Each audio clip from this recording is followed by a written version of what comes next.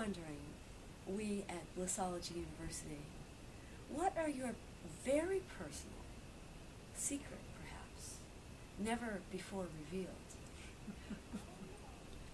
blissful habits and aspects of your life that uplift you? Bliss is a natural state. And so I live in a way that allows me to be always in touch with the non-causal bliss. So there's nothing I do to do it, except be always aligned with the non-causal bliss, which is the truth of who we are. Non-causal love, non-causal contentment, non-causal oneness, our natural human state. And so when you reach a certain stage in spiritual evolution, it is, in a sense, the essence of what's coming through. So I don't do anything. You just receive. Yeah, because it's a natural state. It is what it is. And so once that center of non-causal bliss is open, then that's what's happening. So it doesn't really matter what's happening in the outside world. Okay? Nothing can create the bliss or the love except that point within you. And where does that reside? Why am I tuned into that? People have to do other things to feel blissful. Okay, that's a really important question. And in everybody, there's kind of an emptiness.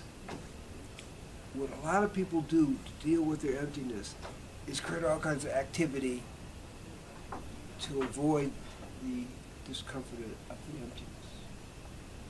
Beneath the emptiness is where the non-causal love, joy, and bliss is. In other words, every morning it's bliss for breakfast.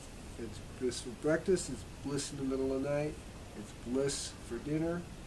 It's just what it is. But because I'm living now at the bottom of the, beneath the emptiness rather than living kind of in avoiding the emptiness. Embracing the emptiness. Embracing to go deeper in it.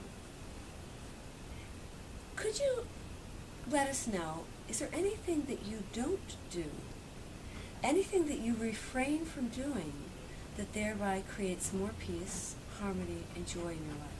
For example, perhaps something to do with ethics or any practice that might be less than beneficial. Now, if I'm hearing the question, because there was kind of a double side to it, basically the only thing that can get in the way of that non-causal bliss is to be overworking. Okay? Because in that process, you can lose focus.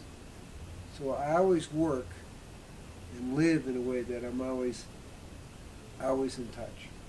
So my feedback is that if there's any moment that you're not in touch, stop, pay attention. So if I would do to any practice, it's anything that gets in the way of being always in touch. In other words, if we give ourselves this moment to breathe in bliss and to breathe out bliss, to be in touch with our body temple, to be in touch with the essence of life. And overworking could include, I imagine, many levels. For example, one could be to refrain from eating a lot of fried food, a lot of junk food, because that actually overworks our body temple, our digestive tract. Absolutely. It doesn't taste that good either.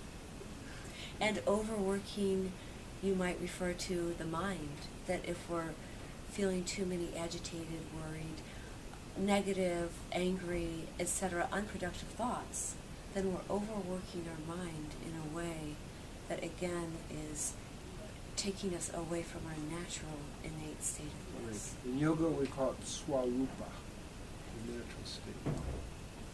It seems as if answering this question is almost difficult in the best kind of way for you, because you're living in bliss, harmony, and peace on such a habitual heavenly That's right. It's level. like asking a fish what water is.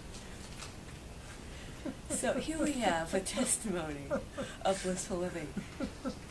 How would you suggest, for so many of us, I would say that living in bliss is, because you said, due to overworking, that a lot of people forget that bliss is right here. That's the point. Some of it can be from the external pressures, such as the daily news. There's always something in the news, or various stresses, perhaps from ways of thinking that are less than productive, that create these situations. So what do you do when the external forces perhaps are bombarding, coming at you? Perhaps they feel like they're threatening, the world is going to end, or the United States government is having various challenges, invasions, wars, famines, hospitalizations, deaths in the family. How do you maintain homeostasis, equanimity, and that underlying state of bliss in these situations? What I do directly is I always see the play of God in the situation. And I always see that whatever God does is for the best. Now, my work is to see the best in that. So I'm always looking at it from the angle of whatever God does is for the best. I don't know what this cliff is, but maybe there's a way it has meaning and value. Fine. I could care less about the physical cliffs, Doesn't matter. It has relevance, but I know that's for the best. Looking at the larger picture. Right. Instead of the constrained, contracted Yeah. ego, looking at that there's a divine perfection. That's right. And that's the key to the whole kind of subtlety of it. It's like, we're never born, we're never going to die. In a sense, you can't renounce the world. That's really important. Because the only thing you can do is renounce your belief that there is a world. You see what I mean? Because the world doesn't really exist on the deeper plane, but it's a dance on illusion. How do you renounce what doesn't exist? This is a real big problem, right? So think about it. But not for you, apparently. Right, well, it's not a problem once you realize that there's nothing to renounce, except your belief that there is a world that you want to renounce. Do you see the subtlety in what I'm saying? Indeed. So it's like, well, what's the big deal? So the world's doing this today and that tomorrow. You just stay in the presence of that. Because my life doesn't depend on what the world's doing. It certainly doesn't depend on the physical well-being of the U.S. government. And it's really a spiritual world. Yeah. It looks like a physical world.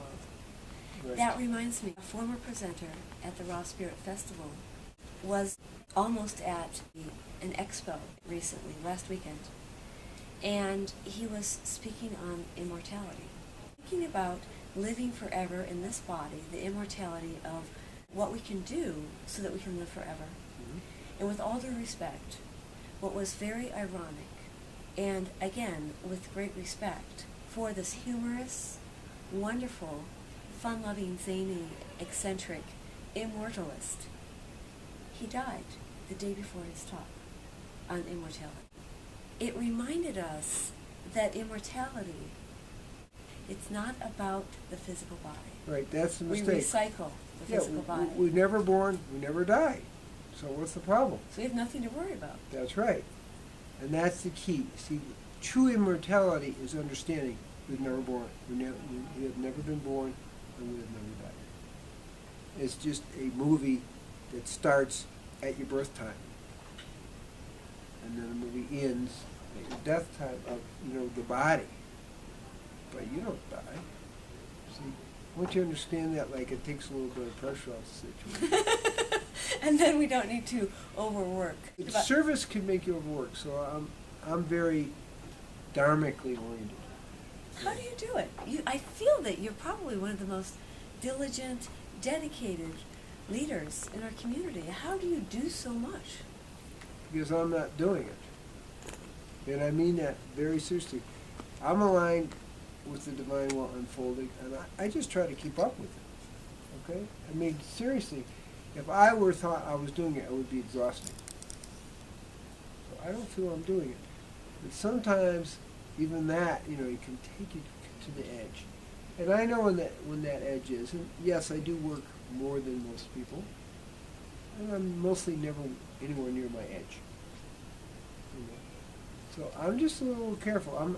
I define myself as a spiritual athlete. Very important kind of way of thinking about it. It's like you're always in training, you're always paying attention, you're always, you know, seeing. And if you're, you know, if you're any out of balance, like an athlete, spiritual athlete doesn't want to get out of balance. What's the goal of being a spiritual athlete? Always being in that non-causal love, bliss, oneness, you know, contentment state. And it's there, it's all flowing, and my job as a spiritual athlete is always kind of making sure that that experience is always going on. And don't do anything that will block that experience. Not only are you a spiritual athlete, but I remember you doing how many push-ups on a recent birthday? On my 60th, I did 601 push-ups. 601 push-ups in one day on your 60th birthday. In one time? Yeah, all, non-stop. Phenomenal. Well, it's such a pleasure to be in your presence. And thank you for living the bliss, for being an exemplary, for being an ecstatic pragmatic who goes out and serves and doesn't take the credit. And that gives you the freedom to have the energy to live in ceaseless bliss. That's right. So I'm not going anywhere. There's never, nothing's ever happening. It's a deeper understanding. Truly in my life, nothing is ever happening. It's just the expression of the will of God. It's like, fine. Fine. Thank you for joining us at Bliss U. Remember, blissologyuniversity.com. Be you.